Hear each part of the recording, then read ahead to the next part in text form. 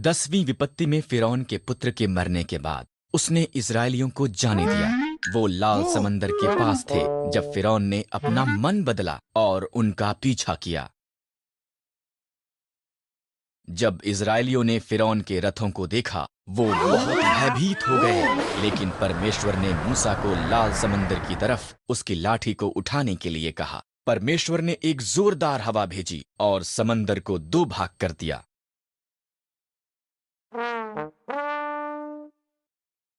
एक सूखा मार्ग प्रकट हो गया और इजरायली लाल समंदर के बीच में से निकल गए। यहां पर उनके दोनों तरफ एक पानी की दीवार थी। वो सुरक्षित दूसरी तरफ पहुंच गए। हाथ बढ़ाने के लिए कहा। तब समंदर फिर से वापस एक हो गया और फिरौन और उसकी सेना डूब गई। परमेश्वर ने उसके लोगों की एक उजाड़ में अगुवाई की। उसने उन्हें भोजन और पानी दिया। उन्होंने सिनै पर्वत के पास डेरा लगाए, जहां पर परमेश्वर ने पहाड़ की चोटी पर मूसा को मिलने के लिए कहा। आग और धुएं से घिरा हुआ मूसा ऊपर चढ़ गया और परमेश्वर उससे मिलने के लिए नीचे आया।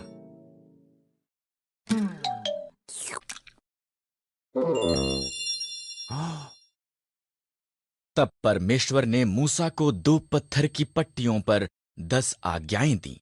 अन्य देवताओं की आराधना मत करना, मूर्तियां मत बनाना, आदर के साथ मेरा नाम लेना, विश्राम दिन को एक विशेष दिन करके मनाना, अपने माता पिता का आदर करना, कत्ल मत करना, अपने पति या पत्नी से वफादार रहना, चोरी मत करना, लोगों से या जो उनके पास है उससे ईर्ष्या मत करना।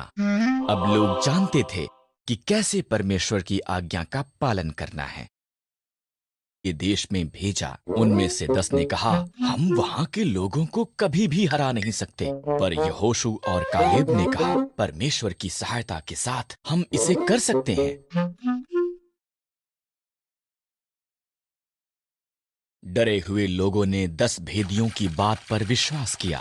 परमेश्वर ने कहा, यहोशू और कालेब के साथ केवल तुम्हारी संतान ही वादा किए देश में प्रवेश करेगी। इस तरह उजाड़ में 40 साल के बाद अब ये समय था।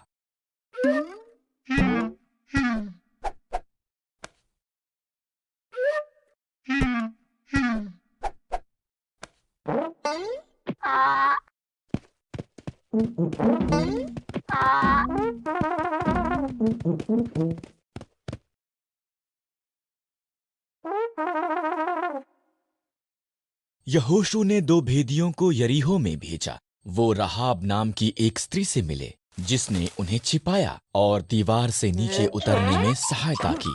उन्होंने उसे और उसके परिवार को बचाने का वादा किया।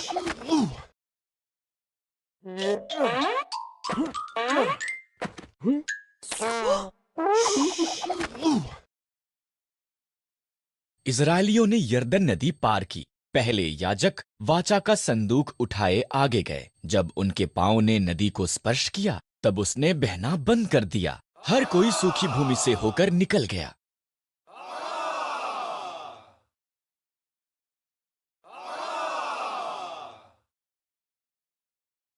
आगे यरीहो था। परमेश्वर ने यहोशू से कहा, 6 दिन तक यरीहो के चारों तरफ दिन में एक बार घूमना। तब 7वें दिन 7 बार चक्कर लगाना, नरसिंहों को फूंकना, जय जयकार करना।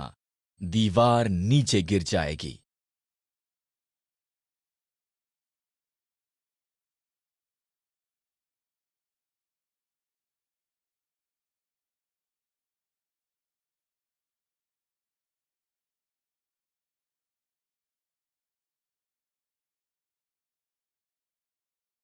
यहोशू ने परमेश्वर पर भरोसा किया।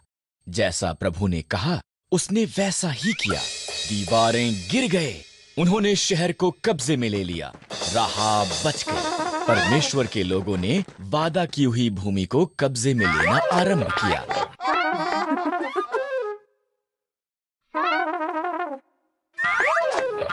और फिर परमेश्वर के लोगों ने उसकी आज्ञा उल्लंघना की। इस तरह परमेश्वर ने फलिश्तियों को 40 सालों तक उन पर राज्य करने दिया। तब उसने उन्हें आजाद कराने के लिए शिमशोन नाम के एक व्यक्ति को चुना।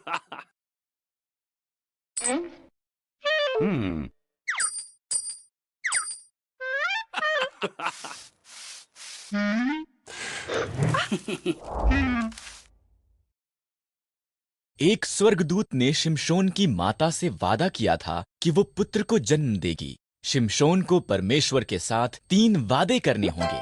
कभी भी मदिरा नहीं पीना, कभी भी मुर्दों को नहीं छूना, कभी भी अपने बालों को नहीं काटना।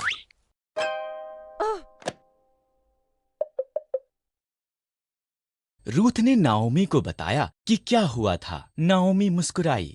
जब कोई मरता है, उसका निकट संबंधी उसके परिवार की देखभाल करता है। वो व्यक्ति उनका निकटतम छुटकारा देने वाला संबंधी है। बोअज हमारा निकटतम संबंधी है। उसके निकट ही रहना।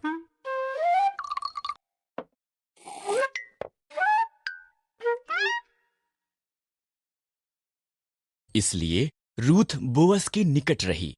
वो हर दिन उसे और ज्यादा पसंद करने लगा। बोअज ने एलीमेलेक की जमीन खरीदी और नाओमी और रूथ की देखभाल की। तब उसने रूथ को उसके साथ विवाह करने के लिए कहा।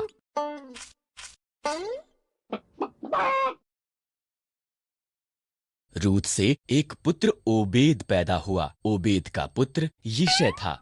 यिशै का पुत्र दाऊद था और दाऊद इज़राइल का महान राजा बन गया। इसलिए परमेश्वर ने रूथ को आशीष दी, ठीक जैसा कि बोअज ने प्रार्थना की थी।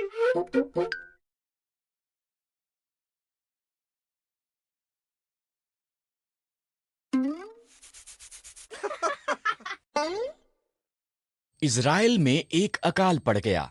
एलीमेलेक, नाओमी और उनके पुत्र भोजन की खोज में मोआब को गए। एलीमेलेक मर गया। पुत्रों ने मोआबी स्त्रियों ओरपा और रूथ से विवाह कर लिया। तब पुत्र भी मर गए।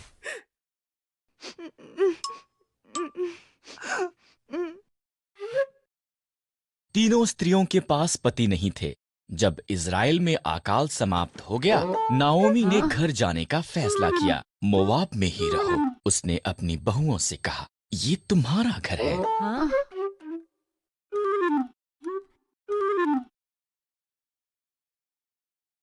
ओरपा वहीं रही, पर रूथ ने कहा, जहां भी आप जाओ, मैं जाऊंगी। आपके लोग मेरे लोग होंगे। आपका परमेश्वर मेरा परमेश्वर होगा। रूथ और नाओमी इकट्ठे वापस इज़राइल को गईं।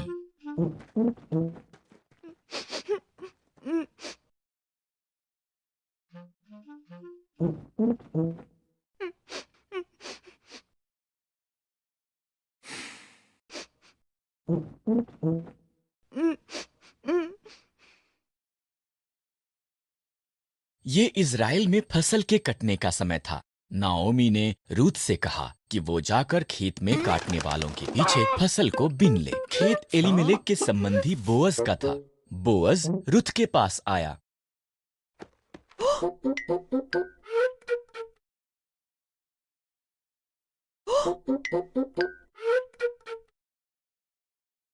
तुम नाओमी के साथ बहुत अच्छी रही हो, बोअज ने कहा। घर छोड़ना मुश्किल रहा होगा। परमेश्वर तुम्हें आशीष दें। उसने रूथ को भोजन दिया और अपने जवानों को उसकी देखरेख करने को कहा।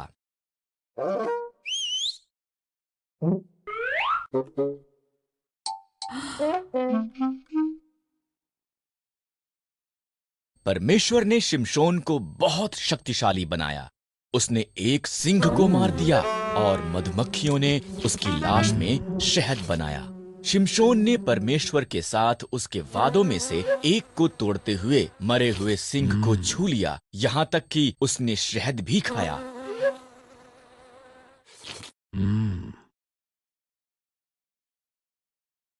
शिमशोन को दलीला नामक एक स्त्री से प्रेम हो गया। फलिश्तियों ने ये बात पता करने के लिए कि क्यों शिमशोन इतना ताकतवर था, उससे बहुत सा धन देने का वादा किया। उसने बार बार इसके बारे में उससे पूछा।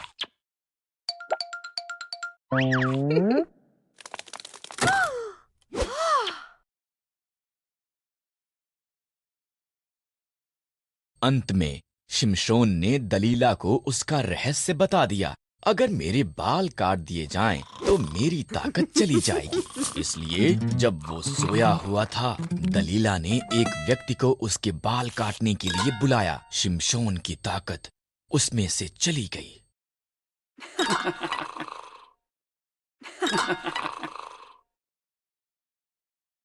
जब पलिश्ती आए, उन्होंने आसानी से उसे पकड़ लिया। उन्होंने उसे अंधा कर दिया। तब उन्होंने उसे जेल में डाल दिया और भारी चक्की पीसने का काम दिया।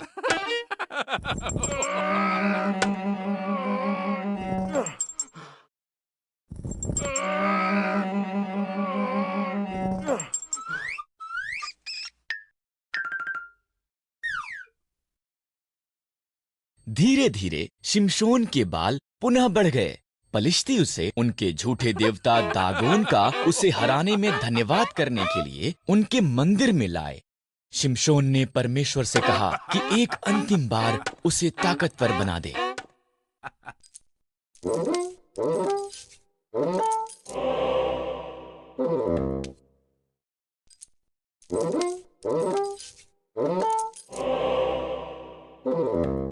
शिमशोन 2 खंभों के बीच खड़ा हुआ और उन्हें धक्का मारा। मंदिर गिर पड़ा। पलिश्तियों के साथ साथ शिमशोन भी उसमें मर गया। शिमशोन ने अपना वादा पूरा नहीं किया, पर परमेश्वर ने अपना वादा पूरा किया।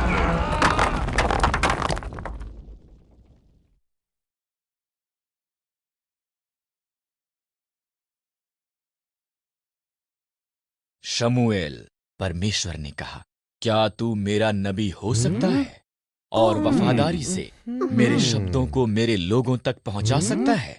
मैं कर सकता हूं, शमूएल ने कहा, और उसने अपने बूढ़े होने तक भी ये किया।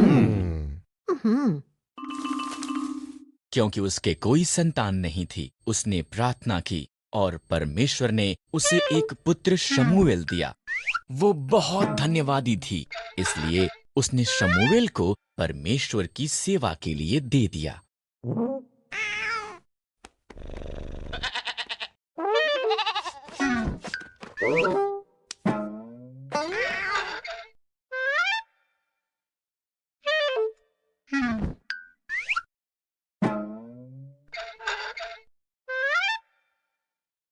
हन्ना ने उसका बेटा जो छोटा था को एली याजक के साथ तंबू में छोड़ दिया। शमूएल ने बूढ़े अंधे एली की सहायता की। वो तंबू में ही सोता था, जबकि एली साथ के कमरे में सोता था।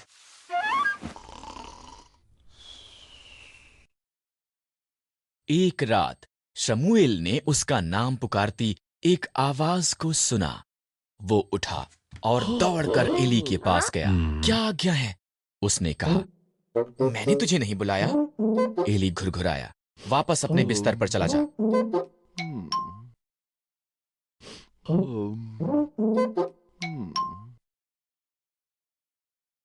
शमूएल वापस बिस्तर पर चला गया।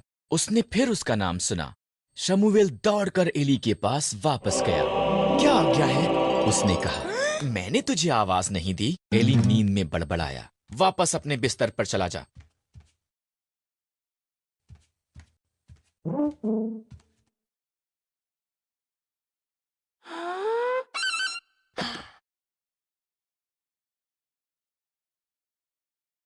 शमूएल के तीसरी बार आवाज सुनने के बाद एली ने कहा, ये प्रभु था। अगर वो दोबारा आवाज लगाता है। एली ने कहा, कहना, प्रभु बोल, तेरा दास सुन रहा है। इस तरह शमूएल ने वैसा ही किया।